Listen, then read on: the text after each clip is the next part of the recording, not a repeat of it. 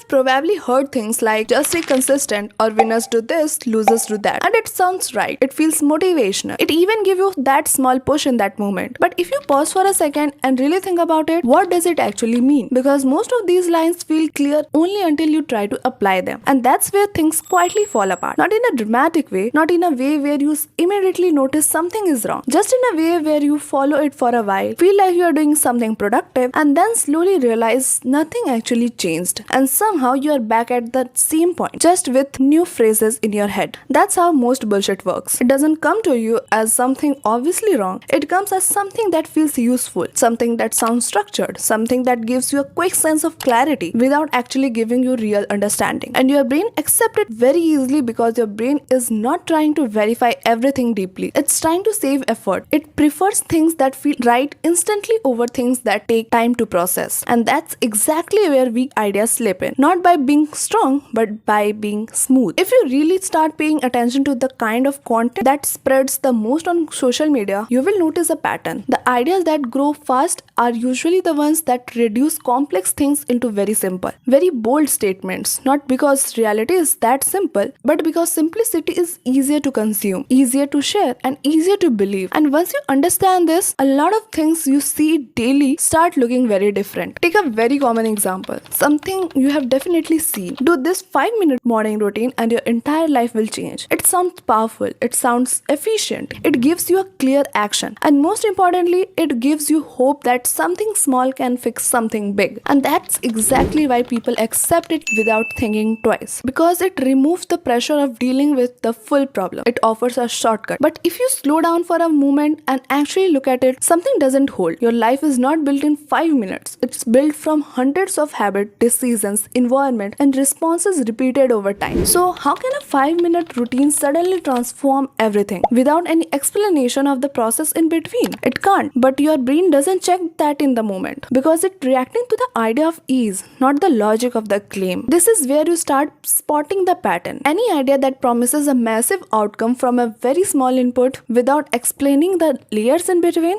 it's not giving you a solution. It's giving you a simplified story that feels good to believe. And the correction here is very simple. Instead of asking, will this change my life? You shift your thinking slightly and ask, what is the realistic impact of this? And as soon as you do that, the illusion weakens because now you are looking for proportion, not promise. Another example that looks even smarter on the surface is this idea. This one habit separates successful people from everyone else. And you will see this attracted to everything. Waking up early, taking cold showers, reading daily, journaling. Almost every habit have been turned into the one thing at some point. And the reason it spreads so well is because your brain likes clean cause and effect relationship. It likes the idea that one action can create one clear result. It removes complexity. It gives you a sense of control. But real life doesn't work on single variable formulas. Success is not built on one habit. It's built on multiple factors working together over time, including efforts, direction, environment, timing, feedback, and adaptations. And when someone reduces all of that into one habit, they are not explaining reality. They are compressing it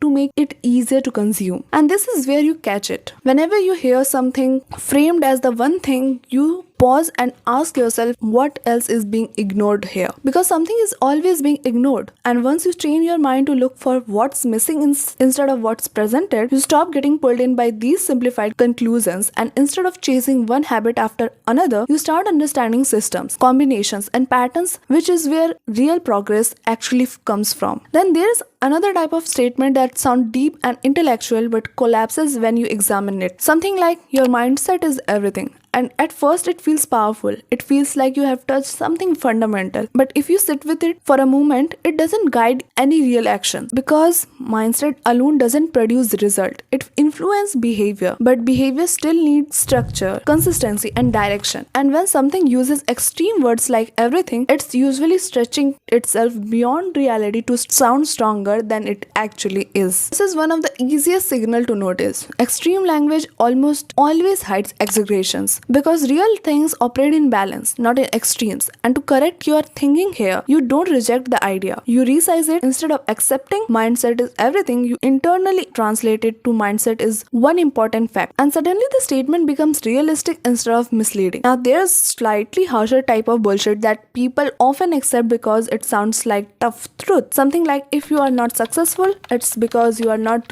working hard enough. And this one hits differently because it feels direct, it feels honest, it feels like it's cutting through excuses. And that's exactly why people don't question it. But again, it's incomplete. Efforts matter, but so do direction, strategy, feedback, and environment. And ignoring all of that and reducing everything to effort is not honesty. It's oversimplification. And oversimplification feels powerful because it's easy to understand and it's not accurate enough to guide real change. So how do you spot this kind of thing? You look for a situation where complex outcomes are explained by a single cause. Because real world outcomes rarely come from one factor. And to correct your thinking, you expand that frame. Instead of asking, am I working hard? You ask, am I working in the right way with the right approach? And that small shift changes how you evaluate things. Then there is different kind of bullshit that doesn't sound logical. It sounds empowering, something like cut off everyone negative and your life will improve. And this one spread because it gives you a sense of control. It feels like you're taking charge, removing problems, creating a better environment. But again, it skips something important. Not all